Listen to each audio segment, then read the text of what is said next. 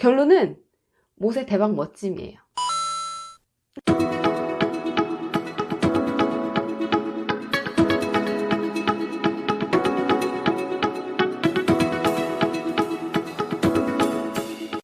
안녕하세요. 성경 쉽게 읽어주는 라니입니다. 자, 우리 지난 시간에 영상 2개에 걸쳐서 금송아지 사건에 대해서 다뤄봤는데요. 시내산에서 이스라엘 백성들이 싼 똥을 모세가 겁나 열심히 치웠죠. 진짜 모세가 하드캐리 했습니다. 진짜로. 결론은 모세 대박 멋짐이에요.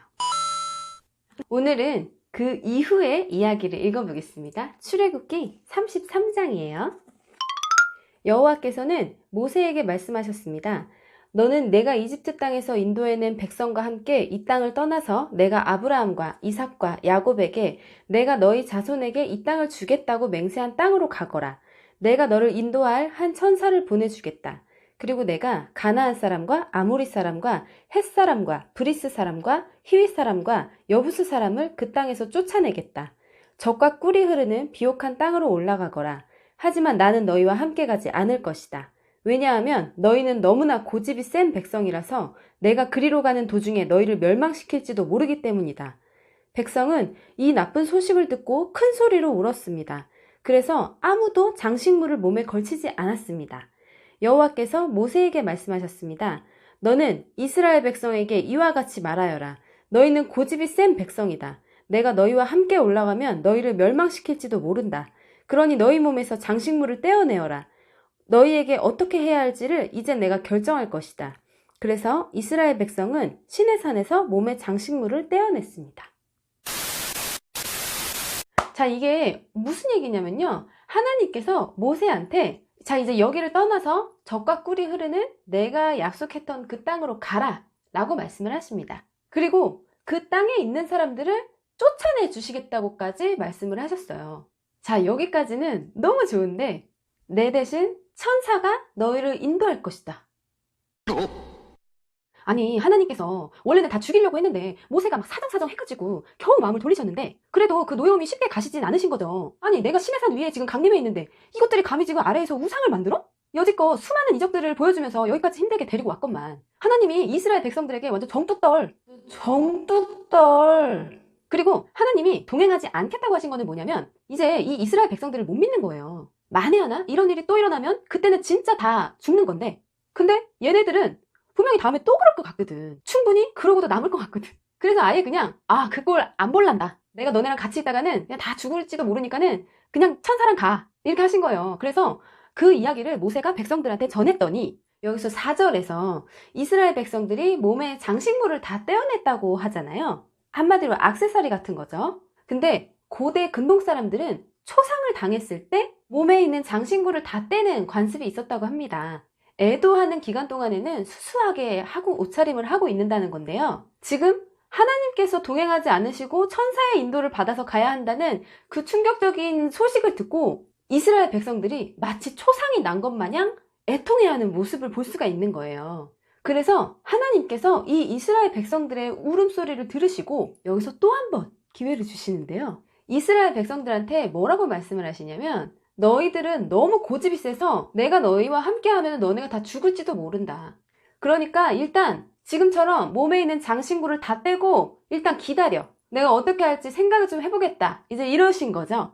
왜냐면 이스라엘 백성들이 막 자기 몸에 있는 막 그 장신구를 다 꺼내서 그걸로 금송아지를 만들었잖아요. 또다시 그런 일이 일어나는 거를 미연에 방지하기 위함과 회개하고 근신하라는 의미에서 몸에 있는 장신구를 다 떼라고 한 거죠. 안 그래도 이스라엘 백성들이 되게 슬퍼가지고 장신구를 다 뗐어요. 근데 하나님께서 한 번 더 말씀을 하신 거예요. 그 모습을 보고 얘네들이 그래도 조금 반성하고 있구나 해서 한 번 더 이제 약간의 기회를 준 거죠. 모세는 항상 장막을 가져다가 백성들이 사는 곳에서 멀리 떨어진 곳에 세우곤 했습니다. 모세는 그 장막을 회막이라고 불렀습니다. 누구든지 여호와의 뜻을 알기를 원하는 사람은 진 밖에 있는 회막으로 갔습니다. 모세가 회막으로 갈 때마다 모든 백성은 자리에서 일어나서 자기 장막 입구에 선 채로 모세가 회막으로 들어갈 때까지 지켜보았습니다. 모세가 회막에 들어가 있을 때에는 언제나 구름 기둥이 내려왔습니다. 구름 기둥은 여호와께서 모세에게 말씀하시는 동안 회막 입구에 서 있었습니다. 백성은 회막 입구에 구름 기둥이 서 있는 것을 보고 한 사람도 빠짐없이 자리에서 일어나 자기 장막 입구에서 절을 했습니다. 여호와께서는 마치 사람이 자기 친구에게 말하듯이 모세와 얼굴을 맞대고 말씀하셨습니다. 말씀이 끝나면 모세는 진으로 돌아왔습니다. 하지만 모세의 젊은 보좌관, 눈의 아들 여호수아는 회막을 떠나지 않았습니다. 모세가 이스라엘의 진영 바깥쪽에 장막을 세워놓고 하나님의 뜻을 구할 때 이제 드나들었던 곳을 회막이라고 하는데요. 여기서 이 부분이 헷갈리시는 분들이 많은데요. 잘 들어보세요. 이스라엘 진영 밖에 멀리 떨어진 곳에 친 회막은 이후에 건축될 성막과는 다르다고 합니다. 모세가 진영 밖에 친 회막은 성막을 짓기 전에 임시로 하나님을 만나는 장소였던 거예요. 나중에 이제 성막이 완성되고 난 후에 그 성막을 회막이라고도 부르거든요. 그치만 그 나중에 지어진 그 성막은 이스라엘의 진영 한가운데에 있었어요. 그래서 회막과 성막이 같다 다르다 이걸로 의견이 분분한데요. 하지만 제가 말씀드리는 건 적어도 이 33장에 나온 회막은 우리가 알고 있는 하나님께서 막 이렇게 저렇게 지으라고 말씀해 주신 그 성막과는 다른 겁니다. 여기서 말하는 회막은 임시처소예요. 이스라엘 진영 바깥에 임시로 그냥 모세가 장막치고 하나님을 만날 때 드나들었던 곳이고, 나중에 이제 정식으로 성막이 세워졌을 때 그거를 회막이라고도 부르는데, 그래서 이제 그거랑 이거랑 많이 이렇게 헷갈리시는 분들이 많으세요. 아직은 성막을 짓기 전이고 모세가 드나든 이곳은 임시처소고 이거는 회막이에요. 아시겠죠? 근데 여호와께서는 모세와 친구에게 말하듯이 얼굴을 맞대고 이야기했다는 이 부분, 저만 부러운가요? 진짜 개부럽다 진짜. 그리고 이 회막을 지키는 일은 여호수아가 맡았는데요. 여호수아도 역시 모세와 함께 시내산 위에 있었기 때문에 유일하게 이스라엘 백성들 중에서 더럽혀지지 않은 인물이죠. 그래서 하나님께서는 모세 다음으로 여호수아를 또 이렇게 많이 사용하시는 모습을 볼 수 있어요. 모세가 여호와께 말씀드렸습니다. 주님께서는 저에게 이 백성을 인도하라고 말씀하셨습니다. 하지만 주님께서는 누구를 저와 함께 보내실 것인지에 대해서는 말씀하지 않으셨습니다. 주님께서는 저에게 나는 너의 모든 것을 안다. 너는 나에게 은혜를 입었다. 하고 말씀하셨습니다. 제가 정말 주님께 은혜를 입었다면 주의 계획을 저에게 보여주십시오.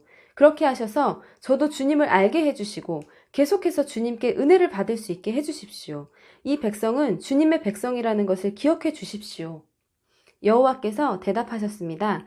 내가 친히 너와 함께 가겠다. 내가 안심할 수 있도록 해주겠다. 모세가 여호와께 말씀드렸습니다.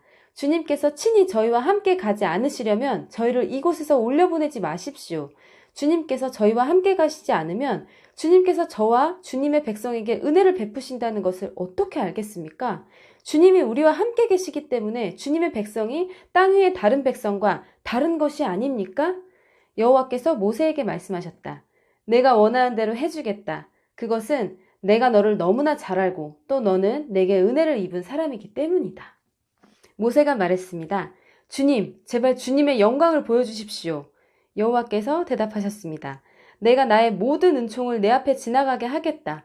그리고 내 앞에서 나 여호와의 이름을 선포할 것이다. 나는 은혜를 베풀 사람에게 은혜를 베풀고 자비를 베풀 사람에게 자비를 베풀 것이다. 그러나 너는 내 얼굴을 볼 수 없을 것이다. 왜냐하면 나를 보고도 살 수 있는 사람은 아무도 없기 때문이다. 여호와께서 말씀을 계속하셨습니다. 모세야, 나에게서 가까운 곳에 바위 위에 서 있어라. 나의 영광이 그곳을 지나갈 때에 너를 그 바위 틈에 넣고 내가 다 지나갈 때까지 너를 내 손으로 가릴 것이다. 그런 다음에 내 손을 치우면 너는 내 등은 볼 수 있지만 내 얼굴은 볼 수 없을 것이다. 모세가 하나님께 또다시 간구의 기도를 드립니다. 이번에는 주님의 계획을 묻고자 하는 기도였어요. 그리고 다시 한번 이 백성이 여호와 하나님께로부터 나온 백성이라는 것을 잊지 말아달라고. 진짜 멋있다. 진심 너무 멋있네요. 요즘 시대에는 이런 지도자 어디 없나요? 아, 진짜 너무 멋지다. 그러면서 하나님께서 모세한테 그래 내가 너와 함께 하겠다, 너를 안심시켜 주겠다고 말씀하셨는데 모세가 여기서 또 같이 동행하지 않으실 거면은 아예 우리를 올려 보내지 마시라고. 막, 와, 진짜 세다. 진짜 담대하다. 용기 있다. 와. 그러니까 모세는 자기 혼자만 구원받는 거는 절대 거기서 만족하지 않고 하나님께서 반드시 온 백성을 다 구원해줘야지만 직성이 풀리는 지금 그런 상황인 거고, 하나님께서 모세가 이렇게 애타게 간구하는 모습에 또 이게 마음이 좀 이게 좀 좋으셨나 봐요. 그래가지고 나는 너를 너무나 잘 알고 너는 내게 은혜를 입은 사람이다 이러면서 네가 원하는 대로 해주겠다고. 하나님도 진짜 완전 so sweet 아닌가요? 아, 진짜 저는 여기서 모세가 또 너무 부러워요. 진짜 막 다음에 다시 태어나면 나 모세로 태어나고 싶어. 근데 여기서 또 대박인 건, 와, 진짜 모세가 보통 내기가 아니에요. 지금 굉장히 감개무량한 상황이고 여기까지만 해도 진짜 막 황송할 따름인데, 여기서 모세가 멈추지 않고 한 가지를 더 간구하거든요. 와, 진짜 이 물 들어올 때 노저우라는 말이 괜히 있는 말이 아니에요. 모세가 막 계속 요청하고 하나님이 오케이 오케이 하니까 모세가 하나 더 얘기해요. 그게 뭐였냐면 바로 하나님의 영광을 보여달라고. 이미 이전에도 몇 차례 하나님께서 보여주셨죠. 그 시내산에서 이렇게 언약 잔치 할 때도 그 70명 사람들에게 보여줬고, 이스라엘 백성도 뭐 불기둥 구름기둥 뭐 홍해바다 갈라진 거 뭐 여러 차례 이미 보여주셨어요. 그런데 모세가 이런 부탁을 드린 거는, 하나님께서 이스라엘 백성들하고 이제 거리감이 좀 이렇게 생겼잖아요. 이제 관계가 약간 틀어졌잖아요. 이스라엘 백성들이 너무 크나큰 실수를 해가지고. 그래서 모세가 한 번만 더 하나님을 보여달라고 한 거예요. 그렇게 해서 이제 약간 화해를 시키기 위한 어떤 중재의 역할을 톡톡히 하고 있는 거죠. 역시 배운 사람이라서 그런지 아주 지혜로워요. 진짜 협상의 달인이야. 굉장히 이 설득의 기술이 굉장히 있고, 게다가 되게 논리정연하게 얘기하잖아요. 하나님께서 우리와 동행하지 않으시면 우리가 도대체 다른 이방 사람들과 다를 게 뭐냐, 우리는 하나님의 백성이라는 것을 구분 지을 만한 뭔가 증표가 필요한데, 그러려면 하나님께서 우리랑 같이 동행해 주셔야 된다 이거예요. 근데 거기서 하나님이 듣고 보니까 또 그렇잖아. 이스라엘 백성 내가 선택한 백성이잖아요. 그렇죠? 그래서 하나님께서 또 모세의 부탁을 또 들어주십니다. 근데 여기 21절에서 23절 내용이 너무 막 왠지 그냥 저는 그 하나님의 뭔가 되게 자상하심과 그 모세를 되게 아끼시는 마음? 그런 마음이 너무 드러나 있는 것 같아요. 막 마음이 몽글몽글해지는 것 같아. 근데 얼굴은 볼 수 없고 등만 볼 수 있다. 아니, 아까는 회막에서 이렇게 친구처럼 얼굴 맞대고 이야기했다면서요.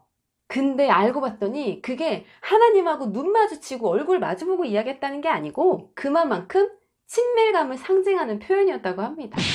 하나님은 영이시기 때문에 우리 인간의 눈으로는 볼 수가 없어요. 그렇대요. 안타깝지만 천국에 가서 실컷 보는 걸로. 이렇게 오늘 출애굽기 33장 같이 읽어봤고요. 정말 가면 갈수록 모세가 참 부럽네요, 저는. 그리고 하나님이 어쩔 때는 되게 무서워요. 너무 엄격하시고 막 뭐만 하면 자꾸 죽인다 그러고 되게 막 무서운데, 또 어떻게 보면 또 너무 약간 좀 츤데레 같은 구석이 있지 않아요? 되게 막 이렇게 뭐 얘기하면 다 들어주시고 너무 좀 진짜 자비로우신 것 같아요. 저는 약간 구약시대의 하나님은 좀 많이 엄격하고 무섭다는 이 이미지가 좀 강했었는데, 이거를 제가 막 자세하게 읽다 보니까 그 안에 얼마나 많은 사랑이 이렇게 깔려 있는지를 자꾸 읽다 보니까 조금씩 느껴지는 거 있죠. 여러분들도 봤던 거 또 보고 또 보고 또 보고 계속 봐보세요. 그러면 조금씩 달리 보여요. 네, 오늘도 긴 영상 끝까지 시청해주셔서 감사드리고요. 다음 시간에 또 만나요. 안녕.